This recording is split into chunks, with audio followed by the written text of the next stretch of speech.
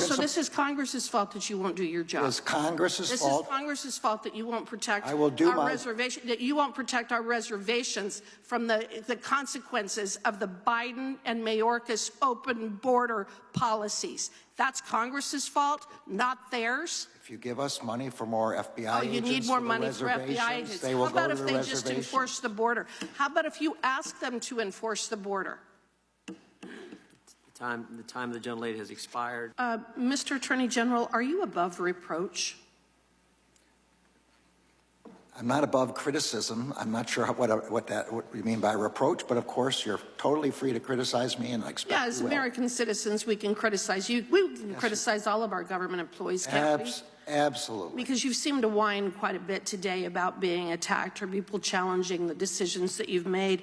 I actually think that Daniel Greenfield, a contributor to Front Page Magazine, may have said it best when he said that a justice system can survive those who challenge the prosecutors, but it can't survive those who prosecute the challengers, which is kind of the situation we're in with the Biden administration and you at the helm of the Attorney General's office.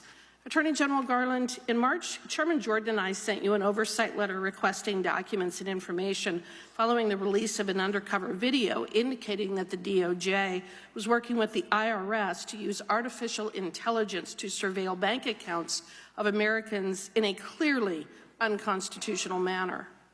The undercover video featured an IRS official privately admitting that the IRS had been using AI to spy on Americans' bank accounts en masse in real time. The IRS official further stated that the Department of Justice and Inspector General controlled this AI-powered warrantless surveillance system, not the IRS. Attorney General, would you agree with me that if the federal government were operating this form of financial surveillance program, there would be serious Fourth Amendment as well as other statutory and civil rights implications, considering that there is no individual probable cause and no search warrants are being obtained? I would be stunned if the Justice Department has the kind of AI capabilities that you're talking about. Would you agree with me that Would you agree with me to learn about this? Would you agree with me that if they were engaging in that kind of surveillance, it would have serious Fourth Amendment implications? I can't understand the kind of surveillance that you're talking about. Fourth Amendment prevents unreasonable searches and seizures without a warrant. If that's what we're doing, then of course that would violate the Fourth Amendment. So I would request that you go back and read the letter that Jim Jordan and I sent to you. That might clear up your confusion just a bit. I'll be happy to do Now, while the committee has been following up with the department about this matter for months now, the department only replied with a formal response to the committee late last week. In the department's response letter, a DOJ spokesman, the Assistant Attorney General, Carlos Iriarte, stated that the department is, quote, not aware of the department using any AI program that reflects the description in our March 20th letter, end quote. But saying that the chief AI officer is, quote, not aware of the department coordinating with the IRS to use AI to unconstitutionally spy on Americans' financial records is very different from saying unequivocally that the department is not doing so. Why won't the department just give us a clear answer as to whether it is actually using AI to spy on American citizens' financial records? I'll be happy to take your letter back, and apparently you already have received a letter. I'll take it back and we'll see whether we can get you a clearer letter for you. I would appreciate that. I want to turn to another serious issue, the infiltration of our tribal communities by the Mexican cartels because of Joe Biden and Mayorkas' open border.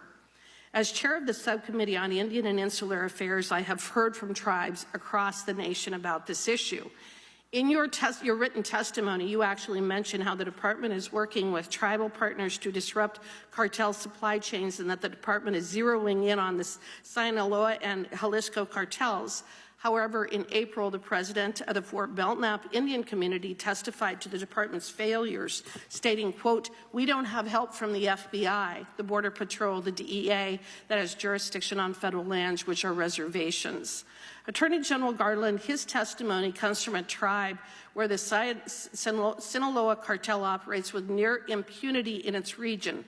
Drugs have devastated the community, reservations have become part of the cartel supply chain, and the Mexican cartels are intimidating Americans testifying before Congress. Yet the FBI and DOJ are largely absent.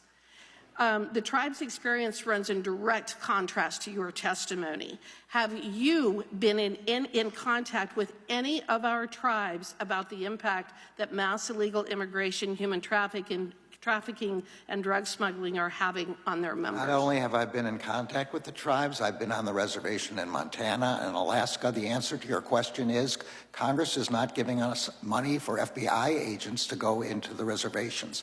So this is Congress's fault that you won't do your job. It's Congress's fault. This is Congress's fault that you won't protect reservation, that you won't protect our reservations from the consequences of the Biden and Mayorkas open border policies. That's Congress's fault, not theirs. If you give us money for more FBI agents, you need more money for FBI agents. They will How about go if to the they just enforce the border? How about if you ask them to enforce the border? The time of the gentlelady has expired.